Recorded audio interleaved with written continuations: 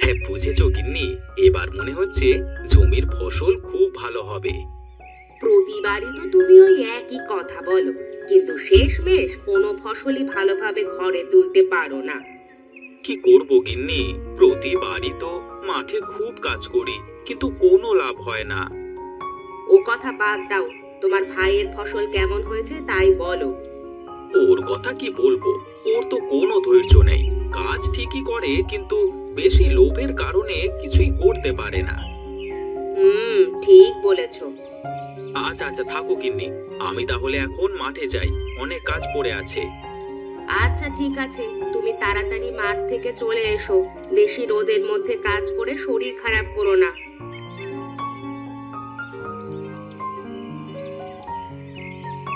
ওই দেখো ওই দেখো, তোমার ভাই তোমার আগে ভাত খেয়ে মাঠে চলে গেল, আর তুমি কিনা এখনো খেতেই বসলে না।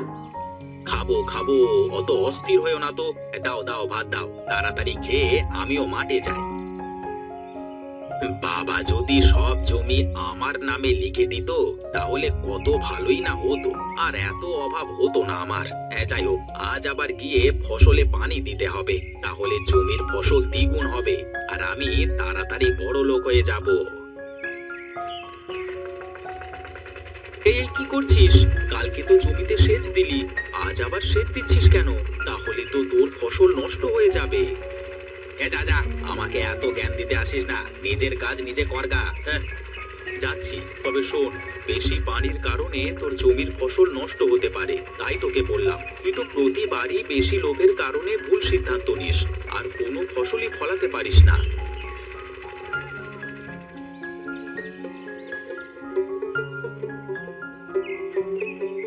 তোমরা কে বাছা, আর কোথায় যাচ্ছ? আমরা দুই ভাই, আর আমরা মাঠের কাজ শেষ করে বাড়ির দিকে যাচ্ছি। তোমাদের বাবার নাম কি?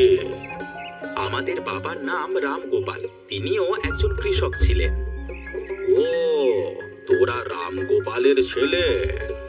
আগে সাধু বাবা।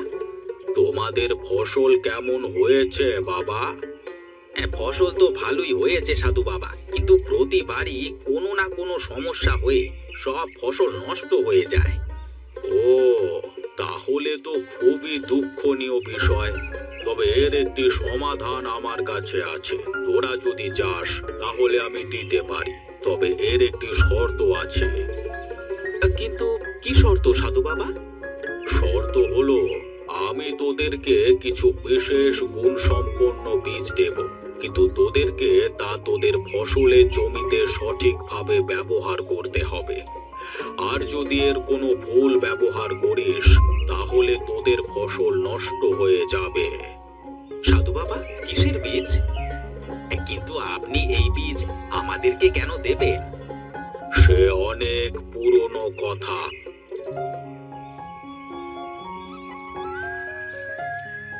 কে রে মা, তোদের এখানে দুমুঠো খাবার পাওয়া যাবে? আজ সপ্তাহ খানেক পেটে কোনো দানা পানি পড়েনি, যদি কিছু খাবার দিতিস তাহলে তোদের অনেক মঙ্গল হতো। কেন দেব না সাধু বাবা, আপনি এখানে বসেন।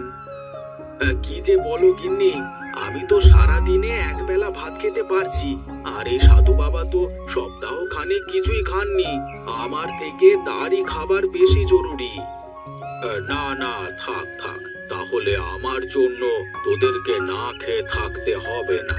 আমি দেখি অন্য কোথাও খাবার পাই কিনা। না সাধু বাবা, তা কি করে হয়?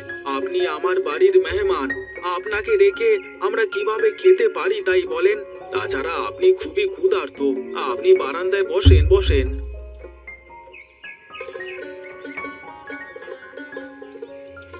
ওপরওয়ালা তোদেরকে অনেক ভালো রাখুক, আর এই নে, এই বীজগুলো রাখ, তোর অনেক উপকারে আসবে।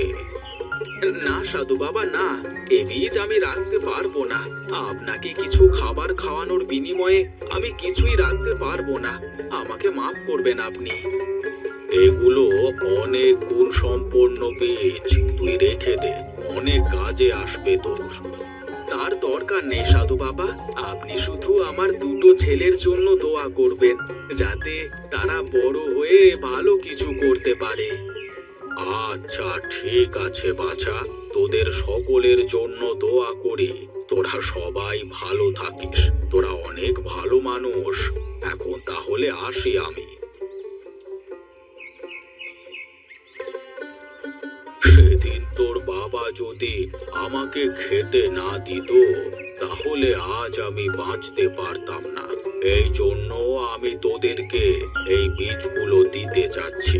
তোদের যদি আমি কিছুটা উপকার করতে পারি, তাহলে তোদের বাবার ঋণ কিছুটা শোধ করতে পারবো এই জীবনে। আচ্ছা ঠিক আছে বাবা, তাহলে দিন ওই বীজগুলো। এই নে বীজ। এই বীজ নিয়ে যদি তোরা ভালোভাবে ফসল ফলাস, তাহলে তোদের সংসারে সব অভাব চলে যাবে। আর কিছুক্ষণের মধ্যেই এই বীজ রোপণ করতে হবে। ঠিক আছে সাধু বাবা, আমরা এই বীজ খুব তাড়াতাড়ি আর ভালোভাবে চাষ করব, আর খুব ভালো ফসল ফলাবো। আমি এখন চলে যাচ্ছি, কিন্তু মনে থাকে যেন বেশি লোভ করবি না, তাহলে পরে ফসল ভালো হবে না, কিন্তু মনে থাকে যেন।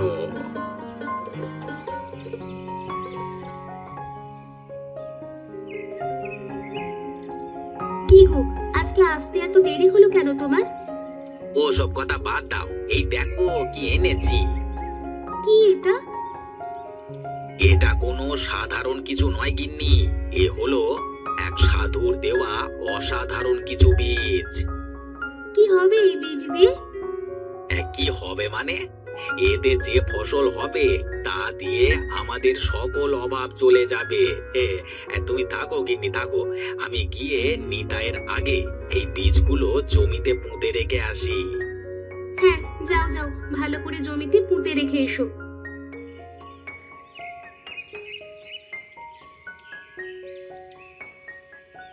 হায় হায় হায়, ও আমার আগেই বীজ রোপণ করা শুরু করে দিয়েছে। আমার চেয়ে ওর তো বেশি ভালো ফসল হয়ে যাবে।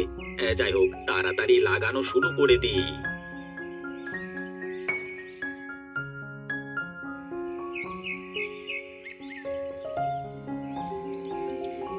বুঝলে গিন্নি, এতদিনে হয়তো ওপরওয়ালা আমাদেরকে সুখের মুখ দেখাবে। সাধু বাবার দেওয়া সেই বীজগুলো থেকে সুন্দর সুন্দর স্বর্ণালী রঙের ফল ধরেছে।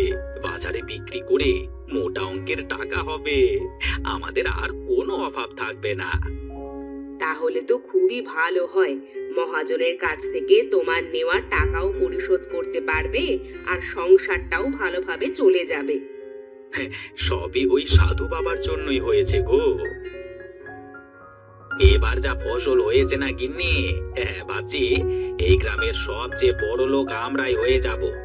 কিন্তু আমার ভাই নিতাইয়েরও তো ওই একই রকম ফসল হয়েছে, ও তো আমার সাথে সাথে বড় লোক হয়ে যাবে।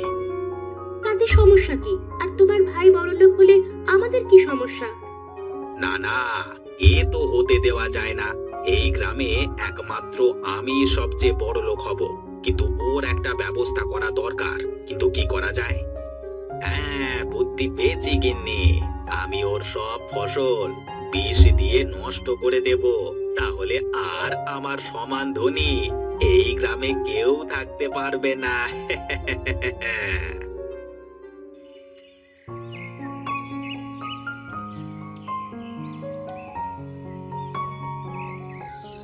এই তো নিতাইয়ের জমি। এবার আমি বিষ দিয়ে সব ফসল আমি নষ্ট করে দেব। এরপর গ্রামে আমার থেকে ধনী ব্যক্তি আর কেউ থাকবে না।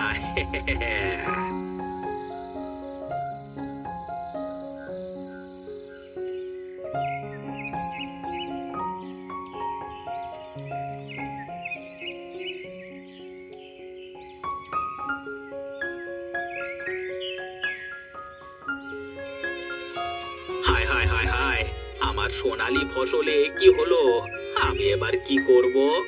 এ আমার কি সর্বনাশ হলো! কি রে ভাই, তোর জমিতে এই অবস্থা কি করে হলো? তুই কি কোনো নষ্ট ঔষধ জমিতে দিয়েছিস? ওর জমিতে কি হলো কে জানে, এভাবে সব ফসল নষ্ট হয়ে গেল কিভাবে, তাই তো বুঝতে পারছি না।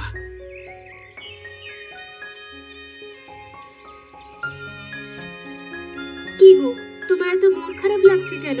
কি হয়েছে তোমার? আর বলো না গিন্নি, আমি আমার কর্মের ফল পেয়েছি। কালকে আমার ভাইয়ের ফসল নষ্ট করতে গিয়ে অন্ধকারে আমার নিজের ফসলে বিষ ঢেলে সব ফসল নষ্ট করে ফেলেছি গো। আমি তো আগেই বলেছিলাম যে তুমি ওইসব করতে যেও না। এখন বুঝলে তো, অন্যের ক্ষতি করতে গিয়ে নিজের ক্ষতিই ডেকে আনলে। তুমি ঠিকই বলেছো গিন্নি, আমি আর কোনোদিন কারোর ক্ষতি করবার চেষ্টা করব না। আমার ভালো মতো শিক্ষা হয়েছে গিন্নি। কি, আমি তোকে কত ভালো ভাবতাম, আর তুই কিনা আমার এত বড় ক্ষতি করতে চেয়েছিলি। ছি ছি ছি ছি, তোকে আমার ভাই বলতেও লজ্জা হয়। আমাকে তুই মাফ করে দে ভাই, আমি কথা দিলাম আজ থেকে আমি আর কোনো খারাপ কাজ করব না। বাবা মারা যাওয়ার আগে আমাকে বলেছিলেন তোকে দেখে রাখতে, তাই সারা জীবন তোর সব ভুল মাফ করে দিয়েছি। কিন্তু আজ এই শেষবারের মতো মাফ করে দিলাম। আজ থেকে আমাদের একটা সংসার, আর আমার ওই কাজগুলো আমাদের দুই ভাইয়ের। সত্যি ভাই, তোর কোনো তুলনা নেই।